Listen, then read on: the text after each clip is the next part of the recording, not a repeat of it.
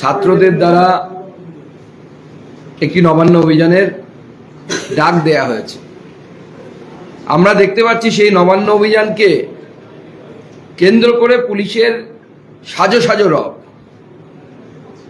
India Pakistan যুদ্ধ হলে যত না ব্যারিকেড লাগানো হবে বর্ডারে, তার থেকে বেশি ব্যারিকেড রাজ্য পুলিশ লাগাচ্ছে এবং রাজ্য পুলিশের তরফ থেকে বারবার এই আন্দোলনে ছাত্রছাত্রীরা যেন না আসে ভয়ের বাতাবরণ তৈরি করার চেষ্টা করা হচ্ছে এবং বলা হচ্ছে এর পেছনে নাকি চক্রান্ত চলছে।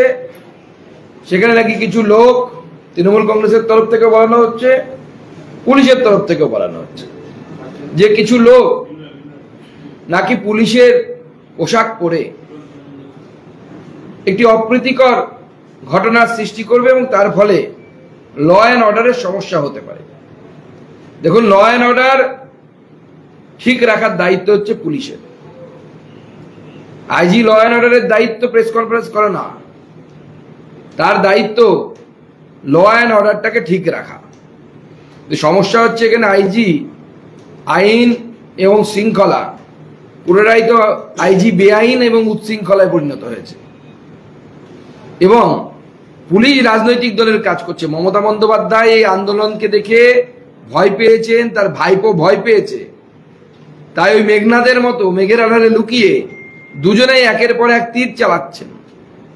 নিজেদের সামনে এসে মোকাবিলা করার সৎসাহস নেই, তাই পুলিশকে সামনে করছেন, আইজি মনোজ বর্মা সাহেবকে সামনে করছেন, আইজিকে সামনে করছেন, অন্যান্য পুলিশ অফিসারদেরকে সামনে করে একটি ভয়ের বাতাবরণ সৃষ্টি করার চেষ্টা চালাচ্ছে। আমরা আগেই বলেছি এই আন্দোলন বিজেপির আন্দোলন নয়, ছাত্র সমাজের আন্দোলন।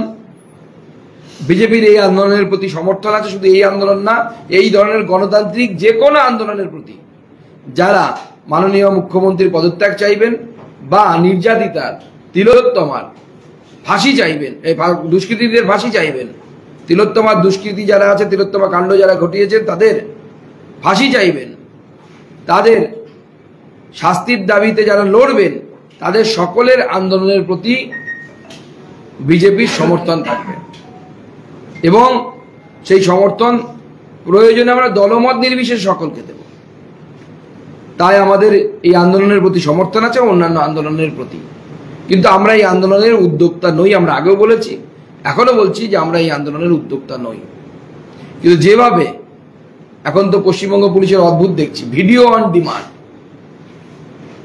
যখনই প্রয়োজনে একটা করে স্টিং অপারেশন করে ভিডিও বের করছে। আমরা মনে করি এই ভিডিও সত্যতা যাচাই করা দরকার। আমরা এই ভিডিওর বিরুদ্ধে আইনি লড়াই লড়ব। আমাদের মনে হয়েছে এই ভিডিও মঠ ইচ্ছে করে তৈরি করা হয়েছে ছাত্র সমাজকে ভয় দেখানোর জন্য, যেন ছাত্র সমাজ এই আন্দোলনে অবতীর্ণ না হয়। কিন্তু ভয় দেখে এইভাবে গণতান্ত্রিক আন্দোলন দমন পীড়ন করা যাবে না। আমরা অতীতে দেখেছি সিভিক ভলেন্টিয়ার যাদের কোনো আইনগত জায়গা নেই, তবুও তাদের হাতে লাঠি ধরিয়ে দেওয়া হয়েছে, তাদেরকে দিয়ে লাঠি চার্জ করানো হয়েছে বিভিন্ন গণতান্ত্রিক আন্দোলনে। শুধু বিজেপির আন্দোলন নয়, অন্যান্য রাজনৈতিক দলের আন্দোলনেও করা হয়েছে।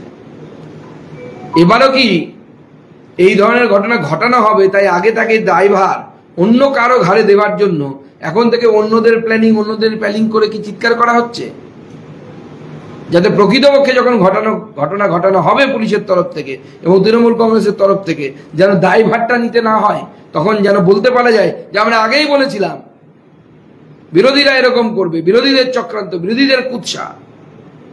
দেখুন, ছাত্র সমাজ একটি আন্দোলনের ডাক দিয়েছে। গণতান্ত্রিক আন্দোলন যতক্ষণ পর্যন্ত চলবে, নির্যাতিতার উপরে যারা অত্যাচার করেছে তাদের ফাঁসির দাবিতে, তাদের বিচারের দাবিতে এবং মাননীয় মুখ্যমন্ত্রীর পদত্যাগের দাবিতে, ততক্ষণ পর্যন্ত ভারতীয় জনতা পার্টি সমস্ত গণতান্ত্রিক আন্দোলনকে সমর্থন জানাবে। এমনকি সিপিএম এর আন্দোলন হলেও রাজনৈতিকভাবে হয়তো আমরা অনেক দূরে অবস্থান করি, কিন্তু আমরা তাদেরকে বলবো যে তাদের আন্দোলনটা সঠিক আছে, কোনো অসুবিধা নেই, কিন্তু মুখ্যমন্ত্রীর পদত্যাগ চায়।